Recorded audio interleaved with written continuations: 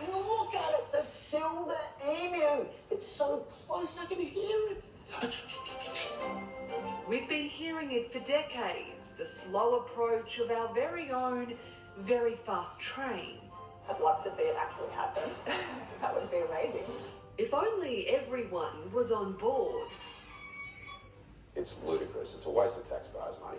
Former New South Wales Transport Minister Andrew Constance loves the idea of a nation-crossing, national building network of high-speed rail, but I just think pie-in-the-sky stuff. You start talking bullet trains between Brisbane and Sydney. New South Wales Premier Gladys Berejiklian commissioned a report in 2020.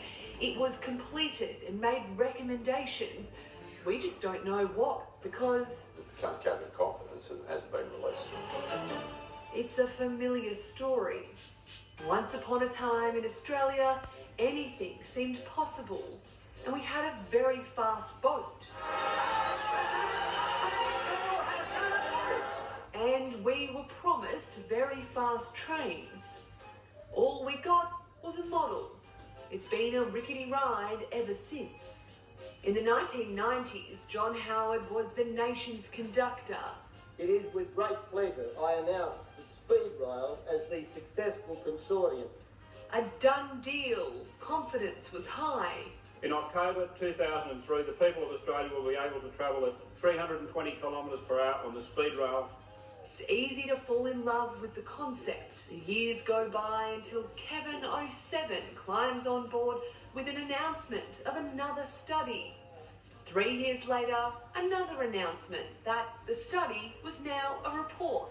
On track, implementing high-speed rail in Australia so that you can get from Sydney to Melbourne, CBD to CBD in under 3 hours. Except you couldn't, and Rudd ran out of steam and got rolled in the election that year. High-speed rail was off the rails until 2016, when Malcolm Turnbull was in the driver's seat. But then the Liberals decided to do the ScoMo motion, and rail enthusiasts had to wait for Albo 2.0.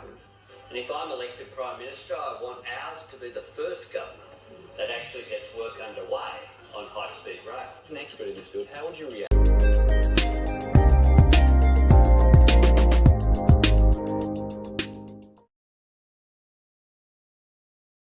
Visiting the very fast train proposal. It's not a prank. Made in 2014, Utopia seems more like a documentary.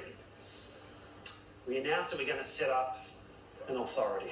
A Federal High-Speed Rail Authority, the FHSR. The FHSR? The authority exists and has a $500 million budget. Its CEO, Tim Parker, speaks enthusiastically about how high-speed rail will transform the nation.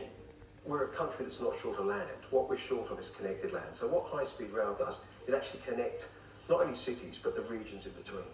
That enthusiasm seems to be fading following reports the cost to build the line just to the Central Coast had blown out to $32 billion. We emailed the High Speed Rail Authority on January 6 requesting an interview with its CEO, and we have repeated that request only to be told its CEO is unavailable, which has us wondering why he's so busy. We asked Infrastructure and Transport Minister Catherine King what has happened to the $80 million business case the High Speed Rail Authority lodged with her office in September. Her office replied, "Thank you so much for your interest in an interview with the Minister. This month is not a good moment for us, unfortunately, but we're very happy to revisit down the track." We all know that high-speed rail is rolled out in every single election before being promptly shelved after that. Alice Thompson is the CEO for the Committee for the Hunter region.